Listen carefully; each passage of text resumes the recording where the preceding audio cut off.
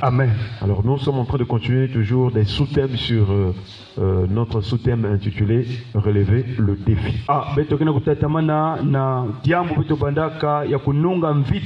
la grâce du Seigneur, nous en avons vu beaucoup de sous-thèmes. Et ce matin, nous voulons encore aborder un autre sous-thème. J'allais dire, on va prendre encore un autre texte biblique qui est lié au relèvement de défis des arrestations spirituelles. Dieu a permis qu'il y ait des choses naturelles pour nous enseigner les choses spirituelles. Et ce matin, nous avons un texte biblique. Matthieu chapitre 11. Le verset 2 à 5. Il est écrit: Jean, ayant entendu parler dans sa prison des œuvres du Christ, lui fit dire par ses disciples: Es-tu celui qui doit venir, ou devons-nous en attendre un autre? Jésus leur répondit: Allez rapporter à Jean ce que vous entendez et ce que vous voyez. Les aveugles voient, les boiteux marchent, les lépreux sont purifiés, les sourds entendent, les morts ressuscitent, et la bonne nouvelle est annoncée aux pauvres. Voilà donc la réponse de Jésus envers Jean qui était dans la prison. Alléluia. Nous avons déjà dit que quand nous lisons la parole de Dieu, nous devons en comprendre l'explication, la pensée de Dieu. Dieu est esprit. Il faut que ceux qui l'adorent en esprit, en vérité. Alléluia. Amen. Et donc, lorsque nous lisons la parole de Dieu, il y a une pensée que Dieu donne afin que nous recevons de l'édification, afin que nous soyons enseignés. Et ce matin, nous voyons encore une personne en prison.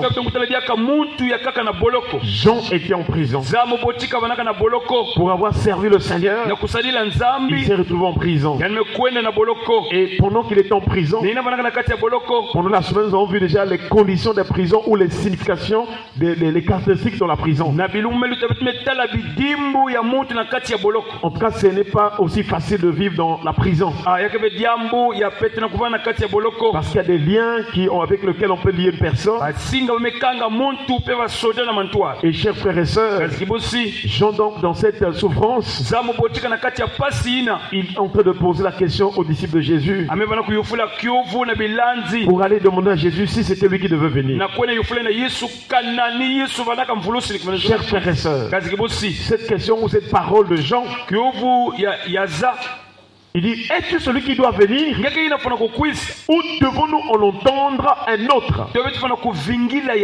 Donc ici Jean est en train de montrer, Jean-Baptiste, il est en train de montrer que dans toute l'humanité, ou l'humanité entière, il n'y a qu'une seule personne que donc les hommes attendent. Une seule personne qui est capable de résoudre le problème de l'humanité. Une seule personne qui est capable de sauver l'humanité. Jean était celui qui préparait le chemin du Seigneur. Mais il dit: devons-nous en attendre un autre? Et Jésus lui donne les signes qui prouvent que c'est seulement Jésus vraiment dont l'humanité est en train d'attendre. Cela veut dire que donc lorsqu'une personne est dans une prison spirituelle, elle doit espérer en une seule personne. Elle doit espérer en celui qui vient du Père, celui qui est sorti du Père, et c'est lui qui est capable de délivrer de la prison. Nous voyons encore l'accomplissement de la prophétie d'Ésaïe. Il a dit: l'Esprit du Seigneur l'Éternel est sur moi, car il m'a un pour porter de bonnes nouvelles aux malheureux, pour guérir ceux qui ont le cœur brisé, pour libérer les captifs et rendre libre encore, délivrer les opprimés ou les prisonniers. Donc quand une personne est dans une prison, alors la seule personne qui peut la sortir ou lui sortir de là, dans une prison spirituelle, c'est la personne de Jésus-Christ. Est-ce qu'on peut acclamer le Seigneur? Je ne sais pas dans ta vie, comme nous l'avons vu pendant la semaine, quels sont les types de prisons dans ta vie, dans ta famille, dans ton parcours. Quel est le type de prison dans laquelle tu te trouves? Avec la parole de Jean-Baptiste que nous écoutons ce matin, nous devons avoir l'espérance de cette personne. Jésus est capable, quelle que soit la distance de la prison, quel que soit le temps que la personne a mis dans la prison spirituelle. Chers frères et sœurs, Jésus est capable d'aller jusqu'au fond de la prison pour sortir là qui était arrêté ou emprisonné spirituellement. Il est capable de sauver ton âme de la prison spirituelle. Il est capable de te libérer. Il est capable de briser les chaînes. Il est capable d'aller te prendre. Même si tu étais bloqué au village, Jésus est le Tout-Puissant. Est-ce qu'on peut acclamer le Seigneur?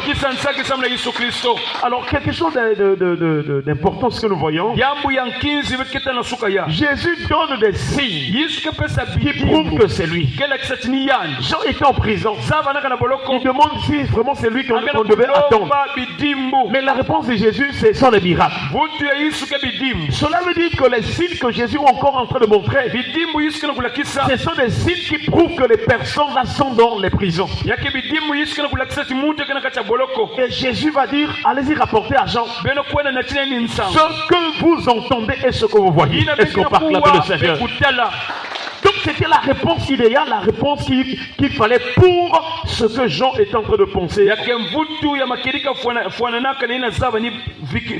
Jésus voulait montrer que tu es dans une prison physique, mais il y a de ceux qui sont dans une prison spirituelle. On voici les signes. Il dit les aveugles voient. Donc l'aveuglement aussi est un signe de prison spirituelle. Lorsque l'ennemi arrive à aveugler une personne, il rend incrédule le cœur de cette personne. Donc 2 Corinthiens chapitre 4, à partir du verset 3 jusqu'au verset 4, c'est ce que Paul a dit. Si notre évangile est voilé, il est voilé pour ceux qui périssent, pour ceux dont le Dieu de ce siècle a aveuglé l'intelligence, afin qu'ils ne voient pas briller la splendeur de la gloire de l'évangile de Christ. Donc le Dieu de ce siècle, c'est Satan qui aveugle les gens pour emmener vraiment les hommes à l'endurcissement de cœur. Et vous voyez aujourd'hui, même quand tu prêches, tu parles de Jésus, quand tu prêches la vérité, il n'y a pas assez de gens qui croient. Les cœurs sont endurcis parce qu'ils sont aveuglés spirituellement par le Dieu de ce siècle. L'aveuglement dans ce sens-là aussi est une prison spirituelle. Mais nous prions ce matin que tout aveuglement spirituel soit ôté au nom de Jésus. Que toute œuvre de ténèbres qui a apporté l'aveuglement ou l'endurcissement dans ton cœur soit anéantie. Chers frères et sœurs, Jésus t'appelle, Jésus t'aime, il veut ta délivrance. Il te demande vraiment, il te commande d'obéir à sa voix, afin que tu sois délivré de la prison spirituelle. Je ne sais pas si tu as un cœur endurci. Non, chers frères et sœurs, devant la personne de Jésus-Christ qui est la parole de Dieu, nous devons toujours fléchir. Est-ce qu'on peut acclamer le Seigneur? Nous devons nous donner totalement, parce que c'est lui la solution. Écoute Jésus et fais sa volonté, parce que lui il est venu faire la volonté du Père. Et quiconque voit le Fils voit le Père. Quiconque obéit au Fils obéit au Père. Chers frères et sœurs, donc ces différents signes que Jésus est en train de citer, c'est l'image de prison spirituelle. Que le Seigneur nous délivre de l'endurcissement de cœur. Je ne sais pas si ton cœur est est dur, comme on dit, si ton cœur est endurci, toi tu restes dans tes opinions. Ce que toi tu as dit, c'est seulement ce que tu dois faire. Non, chers frères et sœurs, tu dois apprendre à t'humilier. Alléluia. Alléluia. Alléluia. Il dit les aveugles voient. C'est-à-dire que si tu crois en Jésus, il va briser la puissance de l'aveuglement. Il va chasser de ta vie les démons qui t'ont mené à l'aveuglement, à l'endurcissement de cœur. Chers frères et sœurs, il dit les aveugles voient, les boiteux marchent. Combien d'infirmités autour de nous? Et s'il y a une infirmité physique, il y en a aussi des infirmités spirituelles. Oui, chers frères et sœurs, il y a des expressions comme ça que l'Éternel parlait à Israël. Ceux qui clochaient de deux côtés. Et ici on dit les boiteux marchent. En tout cas dans le ministère de Jésus, aussi dans le ministère de ses disciples, des apôtres, ceux qui rencontraient les disciples, ils pouvaient recevoir la guérison. Je ne sais pas dans ta vie, est-ce qu'il y a une autre partie de la vie qui boitille? Jésus te donne la force. Il a fermé les membres de ton corps. Il a fermé tes pieds spirituellement afin que tu continues la marche jusqu'à la fin. Alléluia. Alléluia. Les boiteux marchent. Est-ce qu'on peut acclamer le Seigneur? Troisième catégorie de personnes qui sont en prison spirituelle. Ce sont les lépreux. Et il dit les lépreux sont purifiés. Chers frères et sœurs, nous avons déjà compris que la lèpre, c'est aussi l'image de la souillure du péché. Combien d'hommes sont dans les souillures du monde? Combien de personnes sont dans les convoitises mondaines? Chers frères et sœurs, combien d'hommes, des personnes qui ont dans leur cœur des mauvaises pensées. Et Jésus dit que c'est du dedans du cœur des hommes que sortent les mauvaises pensées, les mauvaises choses. Et ces choses-là souillent l'homme. Qu'est-ce qui se passe dans ton cœur? Ce matin, le Seigneur est capable de te délivrer de cette prison spirituelle. Il y a des gens qui ont des forteresses, tellement de mauvaises pensées en eux, ils ne peuvent pas s'en sortir. Ils sont bloqués en eux-mêmes. Que le Seigneur nous en délivre ce matin. Chers frères et sœurs, si tu veux avancer avec Dieu, si tu veux avoir vraiment une bonne relation avec Dieu, tu dois t'éloigner de la souillure du péché. Tu ne dois pas être une personne qui pratique le péché. Tu ne dois pas être une personne qui vit dans le péché. Non, le péché ne peut pas cohabiter avec la gloire de Dieu. Le péché empêche Dieu d'agir dans ta vie. C'est pourquoi, chers frères et sœurs, ce matin encore, le Seigneur vous interpelle. Quelle est la situation? Quelle est la conscience de ton cœur?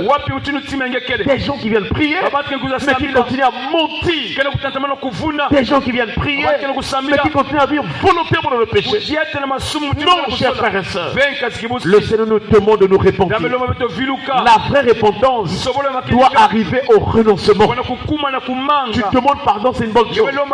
Tu peux aussi regretter parce que tu as mal fait. C'est une très bonne chose. Tu peux confesser ton péché. Tu peux déclarer même publiquement que j'ai péché. C'est une très bonne chose. Mais à la fin, il faut accepter d'abandonner ce péché-là. Est-ce qu'on peut acclamer le Seigneur? Ne sois pas un religieux qui vient demander pardon pour repartir encore dans les mêmes péchés. Seigneur, pardonne-moi. Je suis pécheur. Ensuite, quand il finit le culte, il repart encore dans les mêmes péchés. Là, c'est vraiment grave. Lorsqu'on demande pardon au Seigneur, il faut prier Dieu qui t'emmène à abandonner totalement ce péché-là. Tu dois passer par la véritable repentance et la conversion authentique. Et c'est pourquoi tu dois évaluer ta vie. Depuis que tu as commencé à prier, pour notamment les péchés que tu as demandé pardon au Seigneur, quels sont les péchés qui ont quitté? Quels sont les péchés que tu as renoncé? Quels sont les péchés que tu ne fais plus? Alléluia. C'est le signe que tu es en train d'avancer avec le Seigneur. Donc la lèpre ou le lépreux, c'est l'image de ceux qui sont aussi souillés. Est-ce que ton cœur est encore attaché au monde? Est-ce que ton cœur est attaché vraiment aux choses du monde? Est-ce que ton cœur est attaché aux œuvres de la chair? Non, chers frères et sœurs. Nous devons chercher la sanctification. La Bible déclare rechercher la paix avec tous et la sanctification sans laquelle personne ne fera le Seigneur. Est-ce qu'on peut acclamer le Seigneur? Beaucoup de gens se disent que moi aussi je suis enfant de Dieu. Je vais tous les jours à l'église. Je prie beaucoup. J'ai des responsabilités à l'église. Ce n'est pas ça qui va te faire entrer au ciel. C'est par la sanctification et aussi par l'amour. La paix. La paix avec Dieu. Chers frères et sœurs, la Bible déclare que nous avons la paix avec lui. Alléluia. Étant donc justifiés, nous avons la paix avec notre Dieu par Jésus-Christ. Donc cherche la paix avec Dieu. Pour avoir la paix avec Dieu, il faut se repentir, il faut se convertir. Alléluia. La paix, c'est aussi comme se réconcilier avec Dieu, ou être en parfaite intimité, en accord avec Dieu. C'est même parce que Dieu nous accorde la grâce. Il nous donne de nous réveiller, il nous donne de marcher, il nous donne d'obtenir certaines choses dans notre vie. Il le fait par grâce, par amour. C'est vrai. Mais nous devons chercher une relation étroite avec lui. Nous devons chercher vraiment la sanctification. Et dans le livre de Thessaloniciens, Paul est en train d'expliquer ce que c'est que la sanctification. Il montre d'abord que c'est ce que Dieu veut, la volonté de Dieu. Je crois au chapitre 4, le verset 3 de la première épître de Paul aux Thessaloniciens. Il dit ce que Dieu veut, c'est votre sanctification. C'est que vous vous absteniez de la débauche. Alléluia. Et que vous teniez votre corps dans l'honnêteté. Beaucoup de gens disent Dieu voit seulement le cœur. Non. En Jésus-Christ, toutes les parties de notre être doivent être sanctifiées. L'esprit, l'âme et le corps. Est-ce qu'on peut acclamer le Seigneur? Parce que dans ton corps, Jésus veut venir habiter, où il fait de ton corps sa demeure, son temple. Et lui, il est saint. Il ne peut pas venir vivre dans un corps sale. Il faut donc aspirer ou rechercher, j'allais dire, la sanctification. C'est s'abstenir du péché, des souillures. Alléluia. Chers frères et sœurs, il dit les sourds entendent. Et beaucoup de gens sont aussi sourds spirituels qui n'entendent pas la voix du Seigneur. Beaucoup aiment entendre la musique du monde. Ils aiment entendre les grossièretés. Ils aiment entendre les gens qui se chamaillent. Chers frères et sœurs, non, nous devons tendre nos oreilles pour écouter notre Créateur. Nous devons toujours avoir la soif d'entendre Dieu. Parce que les paroles qui sont la bouche de Dieu sont des paroles de bénédiction, les paroles qui sauvent, les paroles qui délivrent, les paroles qui guérissent. Chers frères et sœurs, si tu veux être en accord avec Dieu, cherche à écouter Dieu, cherche à entendre Dieu, et Dieu peut ouvrir les oreilles spirituelles pour que tu écoutes la voix de Dieu. Chers frères et sœurs, est-ce que tu es sourd spirituellement? Est-ce que depuis que cette année a commencé, est-ce que tu as écouté la voix de Dieu? Est-ce que tu as écouté la pensée de Dieu? Il faut aspirer à cela. Il faut dire Seigneur, parle-moi. Samuel était mis dans le temple, mais il ne connaissait pas encore la voix de l'Éternel. Il ne comprenait pas encore la voix de Dieu. Et jusqu'à ce que Dieu a commencé à lui parler, et Élie le sacerdoce lui a dit quand tu écouteras encore la voix, dis cet Éternel parle car ton serviteur écoute. Et son père l'avait le Seigneur. C'est là où il a commencé à vraiment écouter la voix de Dieu. Si nous écoutons Dieu, cela nous permettra de marcher avec lui. Jésus-Christ a dit mes brebis entendent ma voix, je les connais et elles me suivent. Une personne qui n'entend rien de Dieu, c'est aussi l'image de la présence spirituelle. Mais que ce matin, la puissance, la parole de Jésus puisse ouvrir les oreilles spirituelles au nom de Jésus. Ensuite, il dit les morts ressuscitent. Lorsqu'une personne est morte spirituellement, cette personne est ici dans la prison.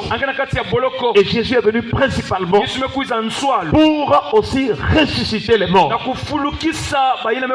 Donc sur le plan physique et sur le plan spirituel. Oui, chers frères et sœurs, beaucoup sont morts spirituellement.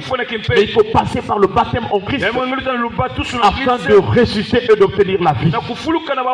Je ne sais pas dans ta vie, est-ce que tu vis spirituellement ou encore tu es mort spirituellement? Est-ce que tu as une communion étroite avec le Seigneur? Chers frères et sœurs, tous ces signes-là, Jésus est en train de les citer pour montrer à Jean, oui, tu es en prison, mais il y a aussi beaucoup qui sont en prison spirituelle.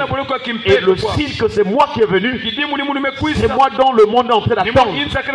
C'est moi le Messie qui est venu pour sauver. En voici les signes. Et c'est ce que Jésus est en train de citer. Nous prions que le Seigneur nous délivre de la mort spirituelle. Qu'est-ce qui fait que les gens meurent spirituellement? C'est le péché.